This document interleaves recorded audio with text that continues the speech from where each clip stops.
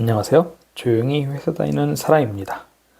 오늘은 제가 대체로 행복하게 살아갈 수 있는 비결에 대해서 이야기를 해볼까 합니다. 인생이라는 게 곰곰이 곱씹고 깊게 들여다볼수록 복잡하고 어려워지고 괴로워지기 십상인 것 같은데요. 그래서 너무 많은 생각들로 스스로를 옥죄기보다는 그저 순간순간에 집중해서 충실하게 살아가는 게 가장 쉽고 빠르게 행복해질 수 있는 비결인 것 같기도 합니다. 하지만 저는 인생 전반에 걸쳐 긴 시간축으로 이것저것 놓고 심각하게 고민을 해봐도 대체로 행복하게 살아가고 있다라는 느낌이 드는데요. 항상 생애 주기에 있어 한 5에서 10년 정도 앞서서 일어날 일들을 미리 상상해보고 조금씩 준비하는 습관 때문이지 않을까 생각합니다. 중학교 때는 대학교 진학하는 걸 염두에 두고 학교 생활을 했었고, 군대에 가서는 빠르게 취업해서 홀로서기 하는 것을 목표로 복학 이후의 학교 생활을 계획하기도 했었거든요. 그 결과 대학교 진학도 취업도 그럭저럭 큰 어려움 없이 달성하게 되었습니다. 그리고 직장 생활 14년 차인 요즘은 은퇴 이후에 재무설계, 잔병치레를 하면서 유병장수를 하게 될 우리 부부의 건강에 대한 대책도 미리미리 준비를 좀 하고 있습니다.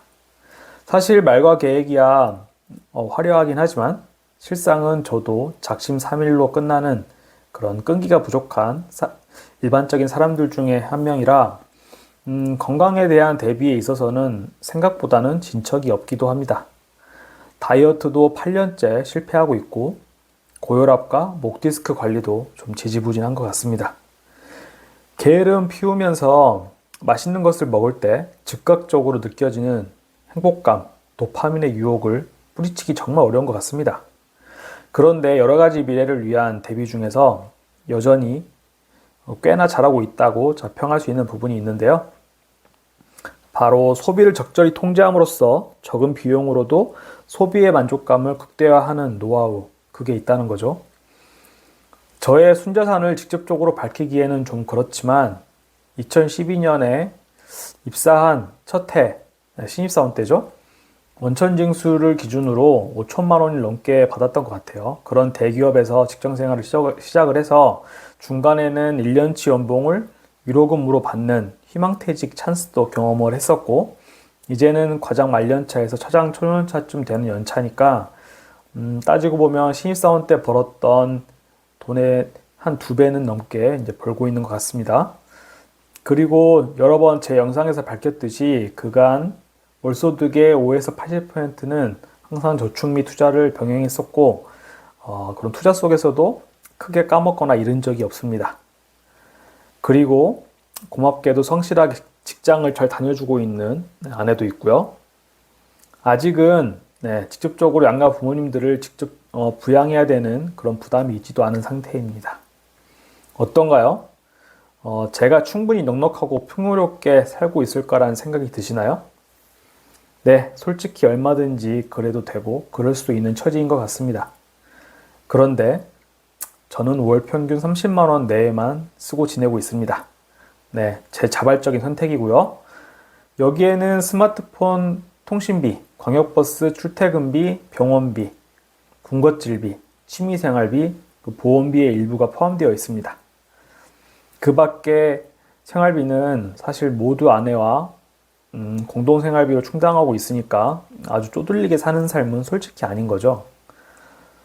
사실 이거는 아내와 저만 아는 비밀인데, 회사 월급 외에도 저는 소소한 부업을 통해서 2에서 30만 원 정도를 더 벌고 있습니다. 하지만 그건 모두 ISA 계좌에 넣어서 타이거 미국 S&P 500을 사는데 쓰고 있습니다.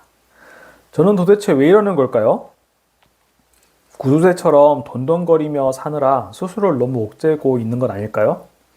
글쎄요. 저도 쓸 때는 씁니다.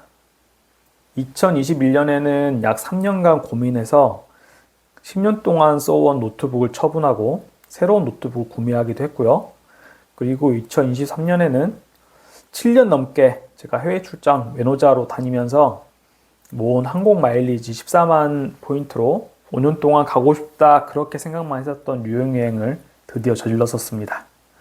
최근에는 1년째 새로운 78만 원짜리 RC카를 사고 싶어서 고민에 고민을 거듭하면서 만족지연을 즐기는 중입니다. 저는 이렇게 무언가를 사고 싶을 때 특히 10만 원이 넘어가는 고가의 제품이면 한 100번 정도는 고민을 하는 것 같습니다. 고민하는 과정에서 결국에는 사지 않게 되는 경우도 많고 고민하는 과정 자체가 즐거웠던 적이 한두 번이 아닌 걸 느꼈습니다. 사고 싶은 걸 못 사는 것과 살 수 있는데 안 사고 여유를 부리는 것은 정말 하늘과 땅 차이의 일이라 생각을 하는데요. 안 쓰고 모으는 것이 항상 저는 우선순위에 있기 때문에 제 통장 잔고는 넉넉한 편입니다. 제가 대단해서 그런 게 아니고요. 안 쓰고 모으는 것부터 우선으로 하면은 지극히 당연하게 벌어지는 현상이죠. 저는 2022년에 제 생애 첫 차로 기아의 스포티지를 뽑았는데요. 차를 고르는 과정도 아주 재밌었습니다. BMW X3, 벤츠 GLB부터 제네시스 GV70, 그리고 기아의 스포티지와 니로를 후보군에 올려두고 몇 개월 동안 고민에 고민을 거듭했습니다.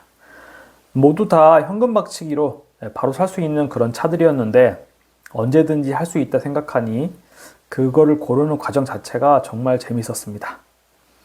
어차피 처음부터 결론은 스포티지나 니로 중에 하나를 사는 거였긴 했지만요. 왜냐하면은 사람이란 한 단계씩 더 나아지는 걸 느낄 때마다 행복감을 느끼게 되는데 처음부터 BMW X3 같은 고급 SUV를 타고 나면은 저는 그 이후에는 어떤 차를 타야 그만한 만족감을 느낄 수 있을까 싶었던 거죠.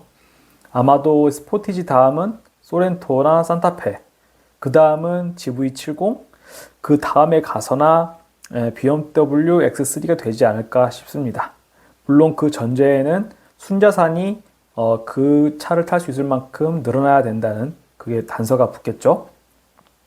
삶의 방식이 이렇게 세팅되고 보니 경제적인 부분에 있어서만큼은 갈수록 안정적으로 변하고 막연한 불안감도 점차 줄어드는 것 같습니다.